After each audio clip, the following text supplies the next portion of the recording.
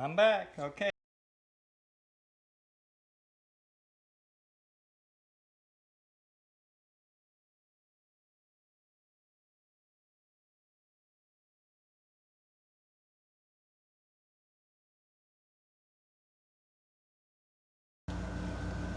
I wanted to show you guys something. Let's see if I can zoom in here. Do you see that spot right there? Right there.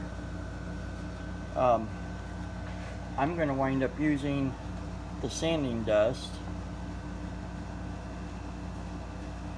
from sanding this down, this countertop down.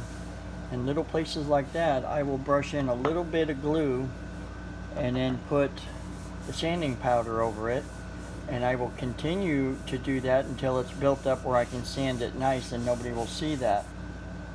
I found a couple spots on this top where, like in the grain, let me show you this over here. If I can get you close enough, see that in the grain? I'm gonna have to try to fill that in too. So I'll be saving my sanding dust so I can repair that, and hopefully it'll turn out okay. I will let you guys know how that goes, but I'm gonna get back to sanding here. Get some of this done.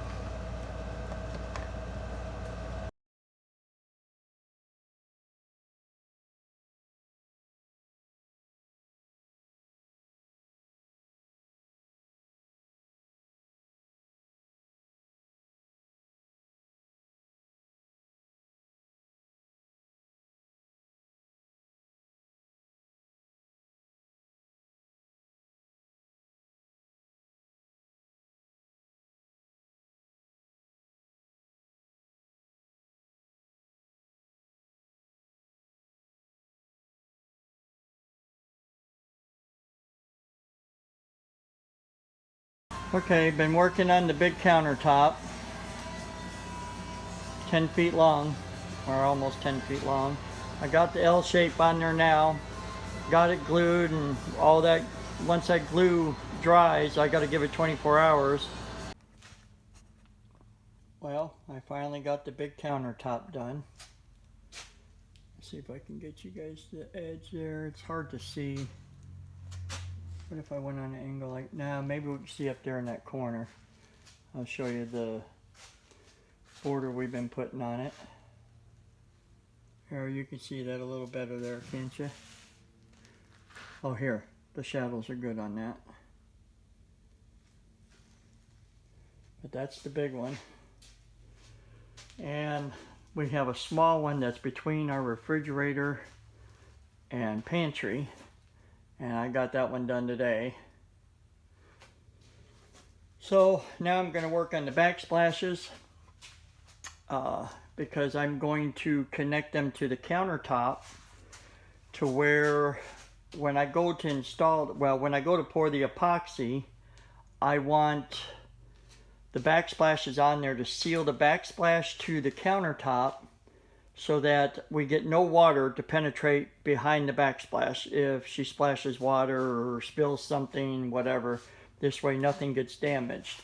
So I'm going to be working on those today to get that done. And I'll keep you guys posted.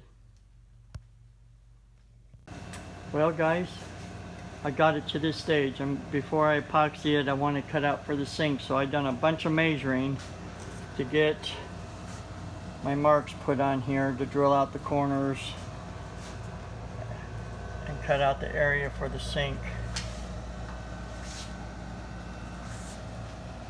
And you want to make sure you measure 50 million times just to make sure you're where you want your sink to be, because once you cut that hole, you're committed. Once you drill a hole, you're committed, you're done. So there's no shifting it at that point, and there's no patching it up at that point. The sink goes where the hole is. So I'm going to get ready to start drilling this out. I got my 1.5-inch circles made in the corner so I can seamlessly keep going with the jigsaw.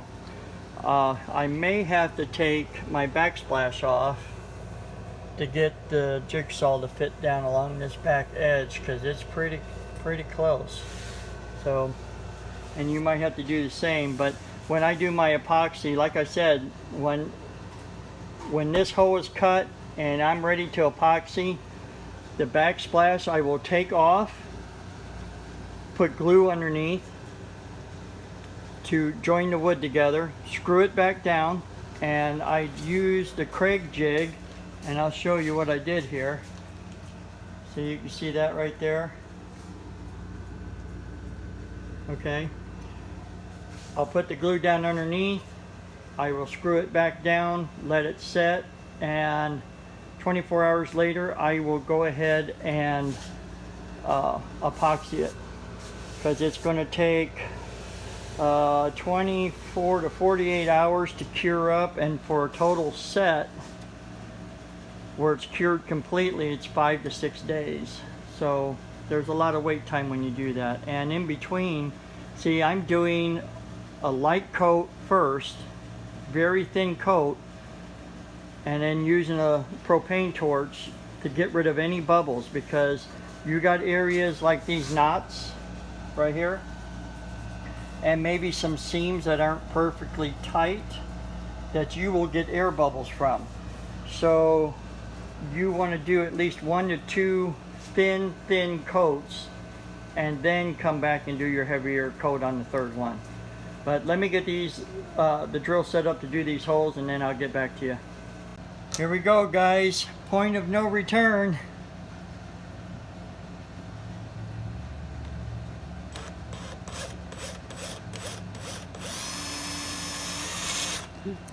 Ah, and I'm on a grain right there.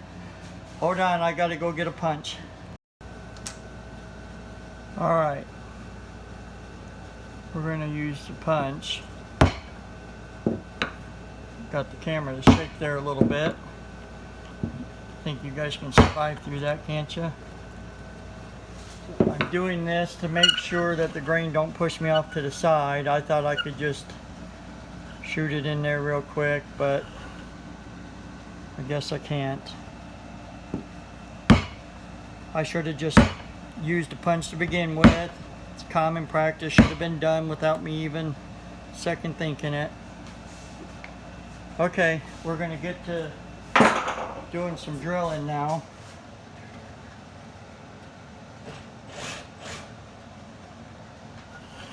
Let's move you guys over here. Oops. And here we go.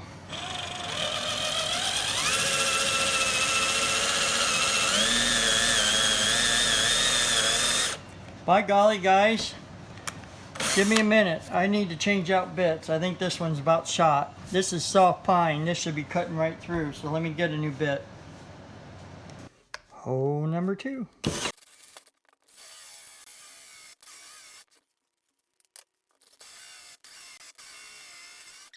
Gonna go from the other side.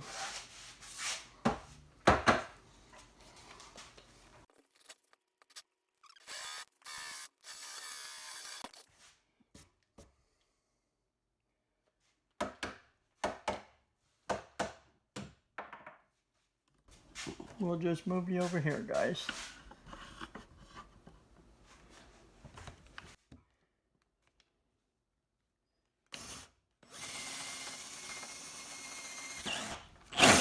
Oops. Hang on, guys. You're falling. You're falling over. I can't come down there and hold it. There we go.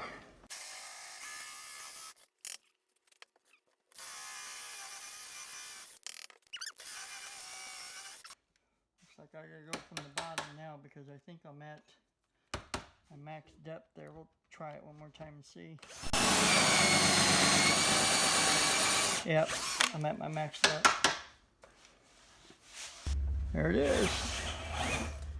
Okay, I gotta kind of move. I gotta get underneath this, get to the other side. So give me a second. Here we go, last one.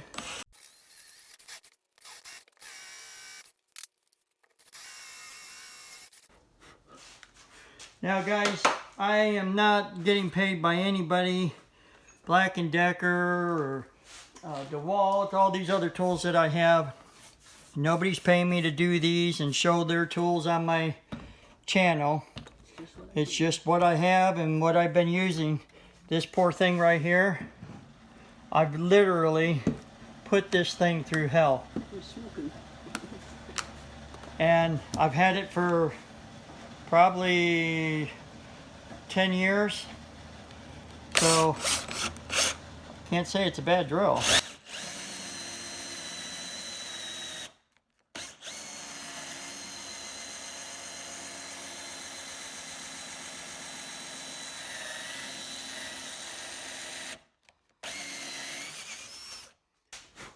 I think I made it to the bottom of my bit.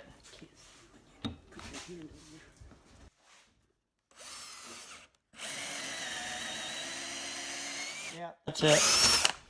Let's get her flipped upside down. Let's see.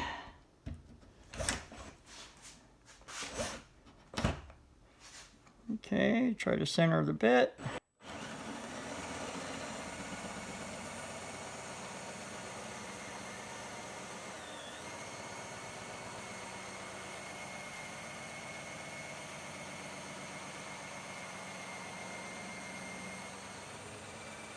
See it getting loose?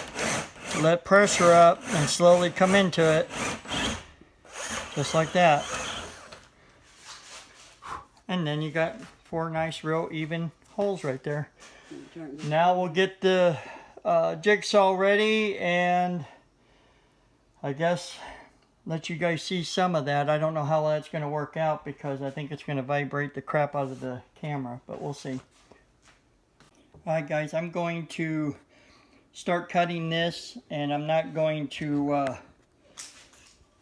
keep the camera running during this because it's going to be kind of tough to keep the camera from falling over or trying to follow the line, but you get the idea. You cut on your line, you come around your all 4 corners and it falls out. I suggest to you though, when you go to do this, you have something underneath it to catch it or have somebody with you to help hold it so it don't bust your top, okay? Alright, let's get this started and we'll see what happens.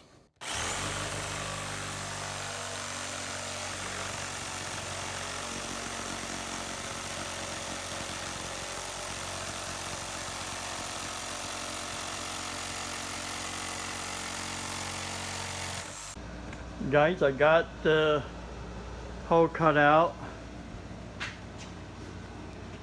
I'm getting ready. I don't have, oops, gotta keep you in frame here. I don't have to scorch this on the inside, but I'm just going to do it. Just in case for some reason any moisture ever did get underneath it, it is be sealed. Okay, I'm going to do this and I'll be right back. Okay guys, since this part here, this is a small job to do, I'm going to use my small propane tank and nozzle and just kind of seal this up a little bit right here. I don't want to change the color of my top any, so I'll just use this little one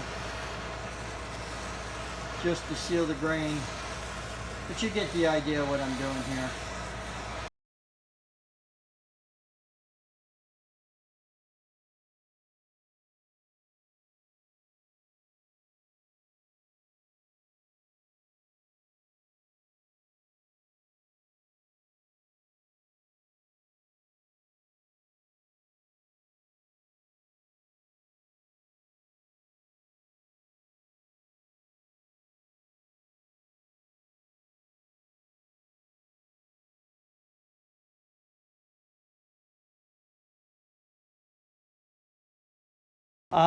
Here's the scorcher, the burner I've been using,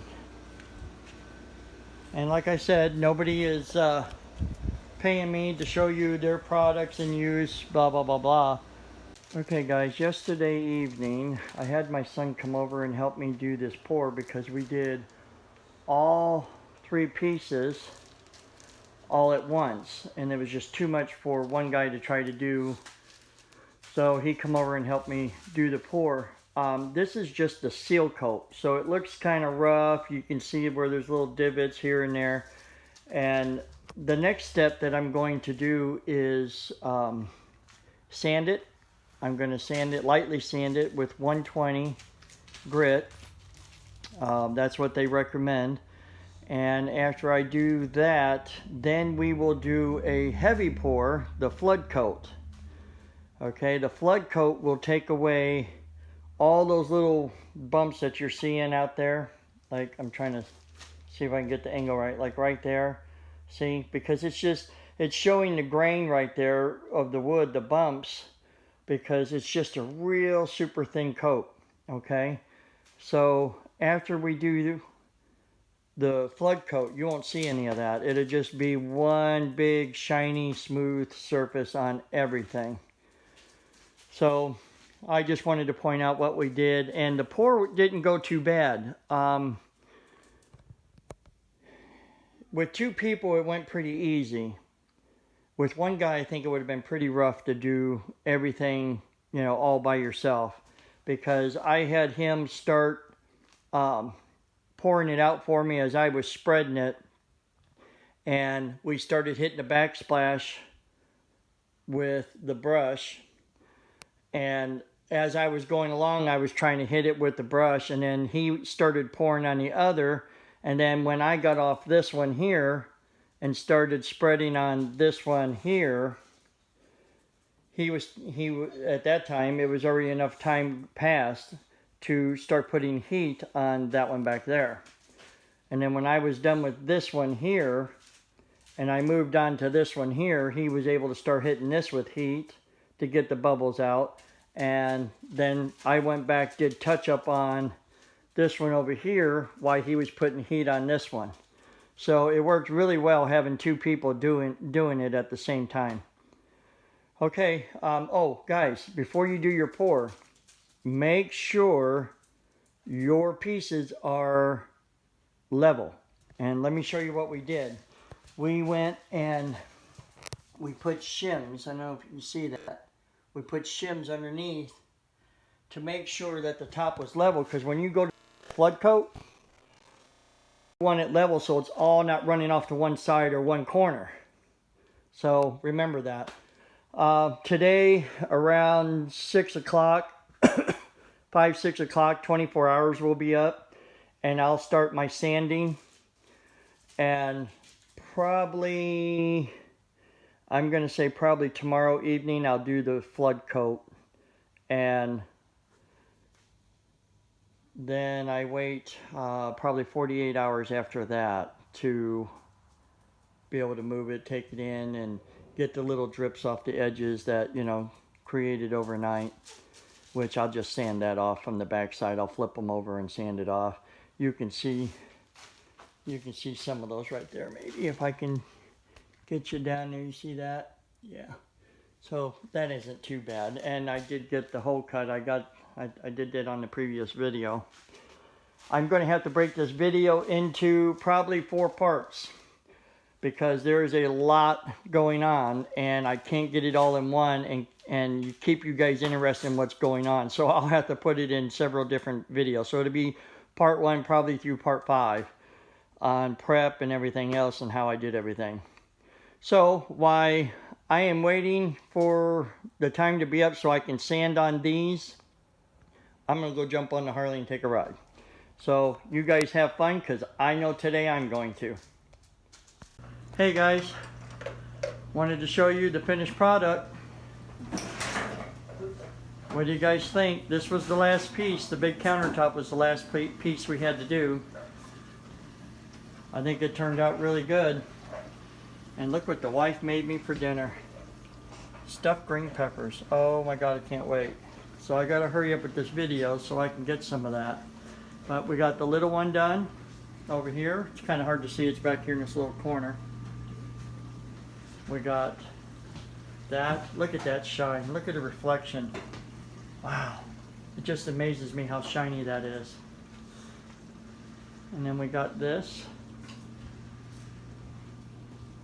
Just look at that shine. And I have to go out and dig for our touch-up paint because I had to repair this part of the wall right here. So all it needs now is just painted. But I'll get that done here probably tomorrow. Get it so it's all done. But there it is. Look at that. Wow, what a difference. Looks like a totally different kitchen now. Let me know what you guys think.